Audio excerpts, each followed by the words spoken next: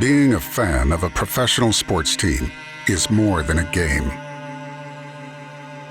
It's a way of life.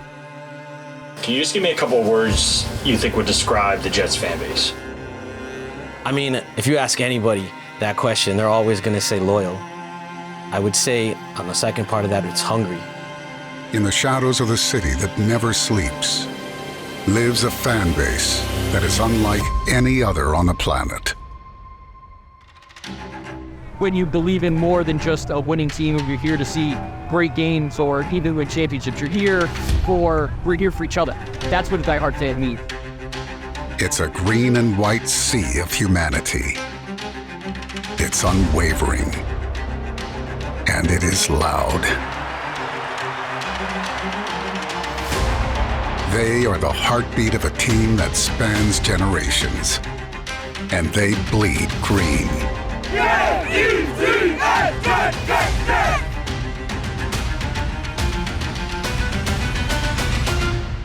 They are the Diehards. You know what it is? Getting green. It's kind of part of my identity at this point, right? It's like I said, it's something that, like, when you talk about me, I'm introduced as a Jets fan.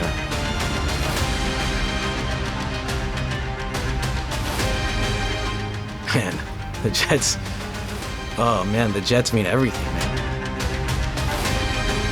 It's defined me. It's kind of like made me who I am.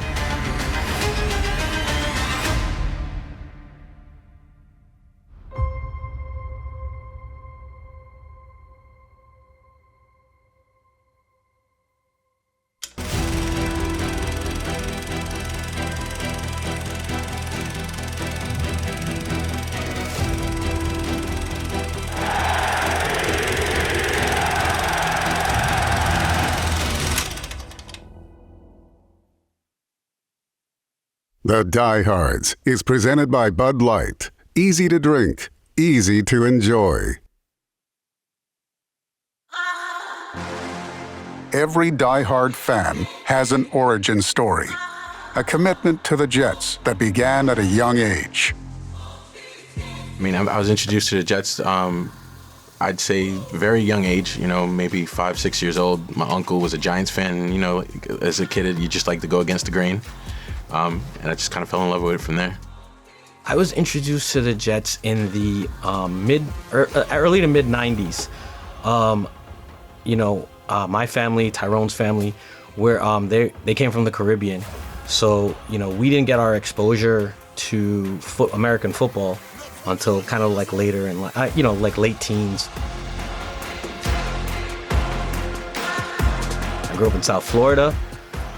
So I grew up around like time of Marino and stuff like that, and I have 2 brothers. One's a Giants fan, one's a Jets fan. I had to make a choice, and it seemed like the Marino fans and the Dolphin fans were probably going to be a little bit more upset about me being a Jets fan, so I went with that. Keyshawn is there. He's got it. This was a new team with a new direction.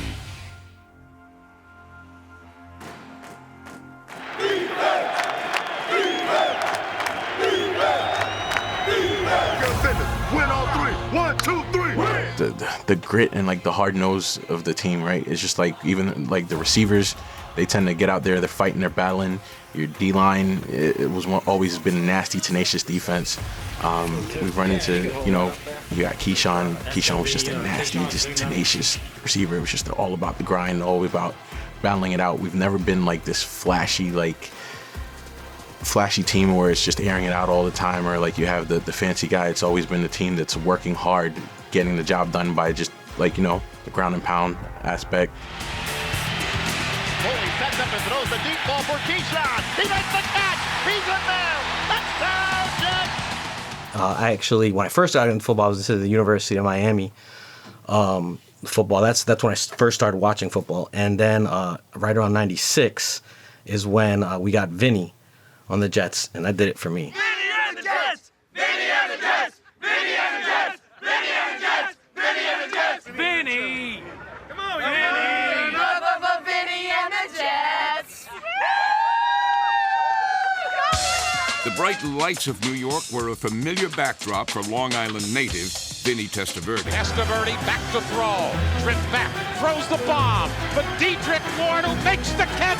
Touchdown! But Martin slips out of a tackle down to the 40.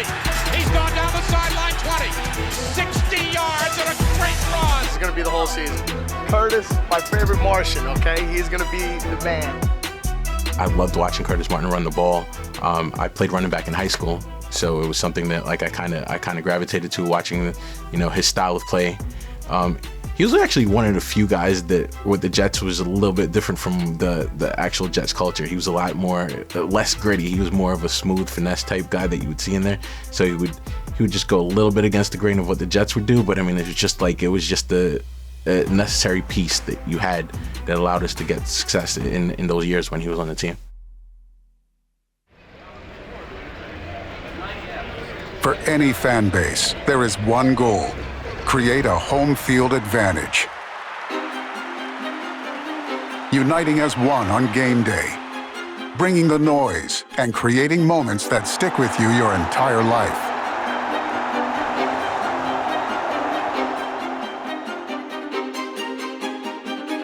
One of the favorite ones that I remember was it was Jets Patriots.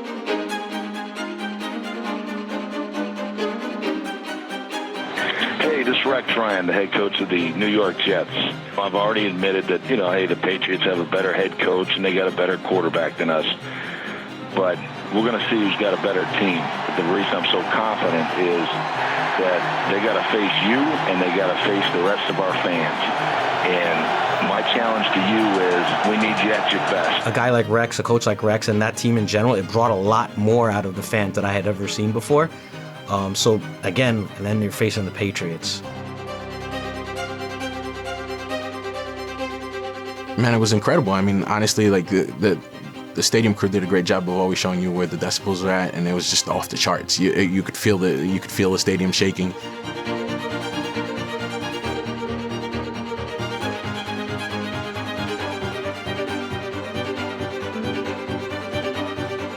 The fans were banging the back of the seats, so you really felt that rumble. And I mean, literally, you could see situations where Brady was frustrated to the point where he was calling timeouts because he couldn't get his communications across properly. The Meadowlands has never been louder. 4th and 10 for New England at their own 28.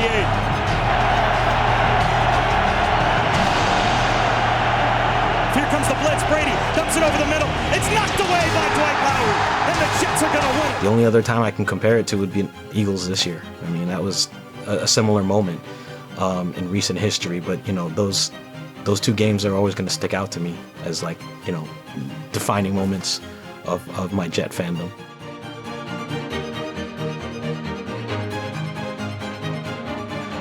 They crowd the line, guarding against the run. Jalen Hurts in the shotgun. A back to his right, twin receivers to either side. Back to throw is Hurts.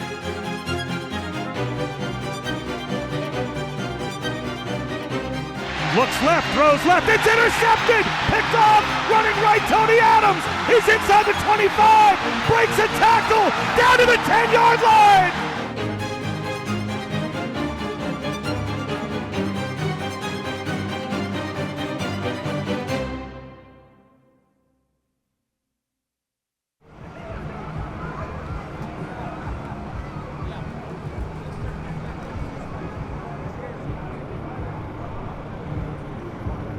I came to the stadium, one of my first times was probably like 2008, before the new stadium was built. And I came with my cousin. He's no longer with us, but we came here and he brought me here with tickets that he got from his company. And we went in and we watched the game and I fell in love with it. I saw the people out here at the tailgate and I was like, this is really cool. I'd love to do something like that. The joke is, I guess, this sort of all started with a card table at a Smoky Joe, right? My dad, when he got back from Vietnam, he had season tickets. And he started coming regularly in 1972. I started coming with him when I was 10.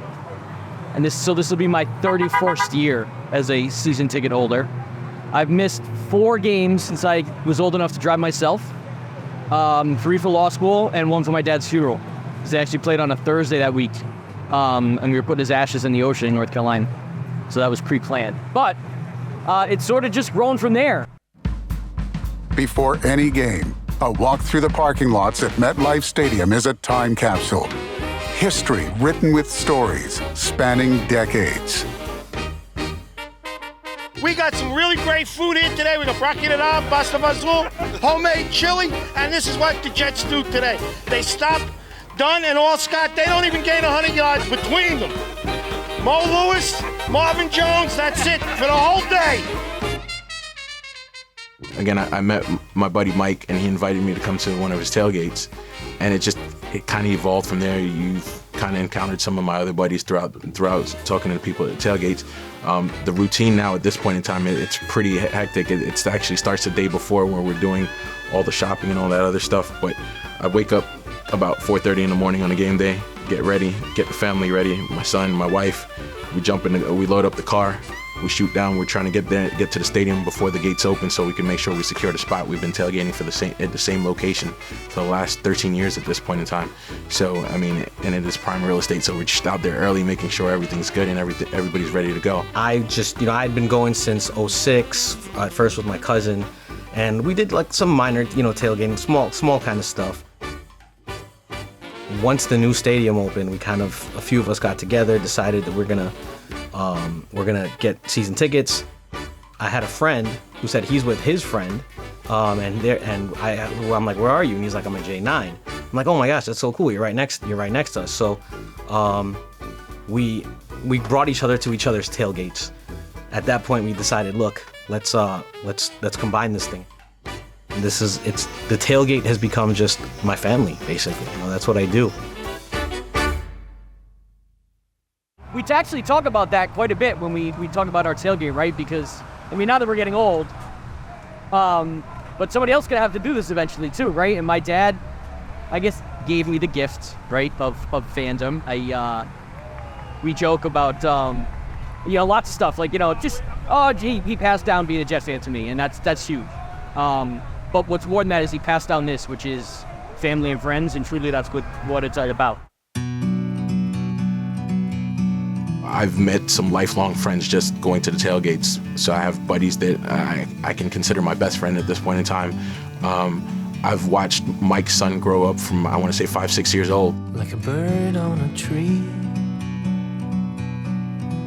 I'm just sitting here. I got time,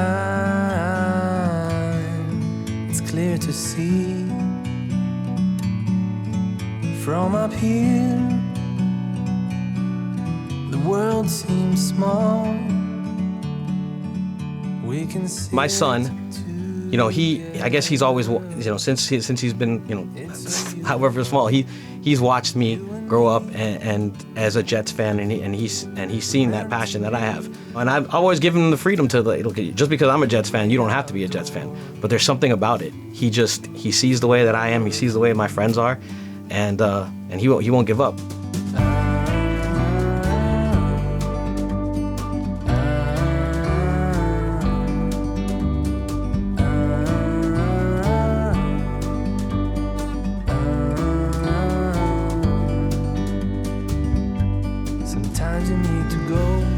My son has become a massive Jets fan. You can see pictures of him in the crib with Jets gear on, to the point that you can see that he's been involved with the Jets organization, doing small little commercials and being on the screens and being on the field and being able to experience just that Jet culture. And he can tell you right now that he's a huge Jets fan and he would never want to change that. It's something that I hope that Liam can think back to when he's older and remember all the great times that we've had.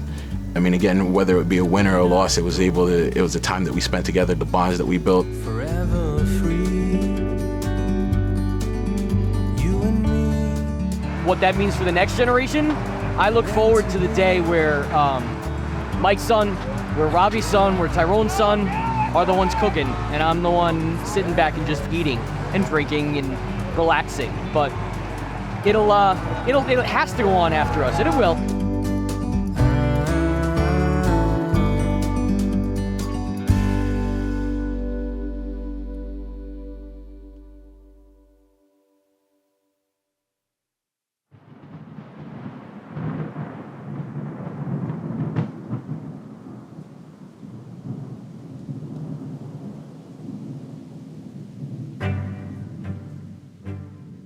The grit of any football fan can be tested on any given week. In football, the elements provide some of the game's best scenes. Rain, sleet, snow. The storm shut down almost everything in the New York area. The show goes on, with games built for the diehards. Hey, we're in battle with the team, right? We're part of the team at this point in time. So if they're out there in the elements, we're out there in the elements pushing them on. Whatever we can put forth for them is just only to help that carry on. So it doesn't matter. If they're out there, we're out there. Well, I'll tell you, we've been through a lot of tents. Tents don't do well out there in the Meadowlands, but the craziest one was there was a preseason game and there was a storm that just came, and it was only probably there for like an hour or something. It came through, and you know, preseason games we tend to have a lot more kids there because they want to come see the experience. It's summer, they're not in school, so we had like I think like 4 kids like holding down sides of the tent. And I had either the music or the TV set up, and I was trying to rush to put it away before everything blew over. And so I'm rushing to my car, and I just hear whoof, and I turn around, and the entire tent and all the people in it are upside down. So it was like a crazy, crazy day.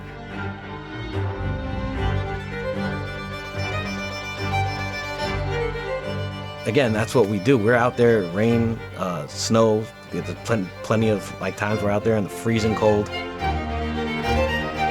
Weather's not going to stop us. We're going to be there regardless.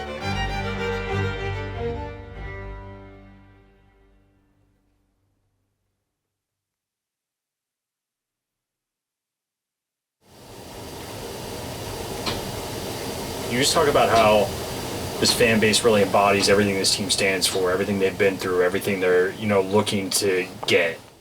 The identity of a fan base is built on the character it stands on.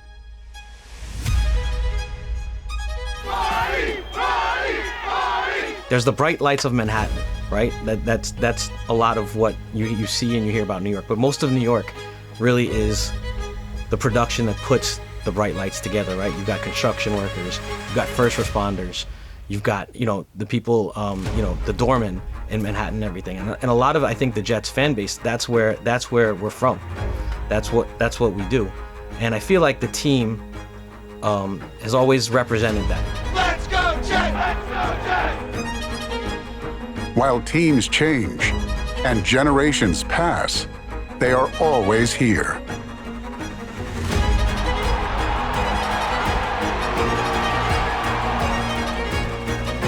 Enduring it and being willing to stay there no matter what was going on, right? Never walking away from the team. Loyalty never wavers. You're born with it, and it carries you every single day. There's 7 days in a week. 4 of them are gonna be, my mood, 4 of them are gonna be a result of what the Jets did. The moments, the legacies, the passion. That hard-nosed, that hard-working, that loyalty, all those different mindsets translate very well to who I am.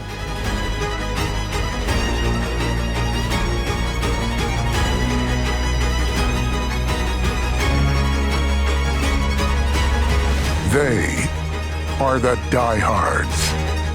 I'm Tyrone Pitts, and I'm a diehard Jets fan. I'm Mike Jagru, and I'm a diehard Jets fan. Jet up.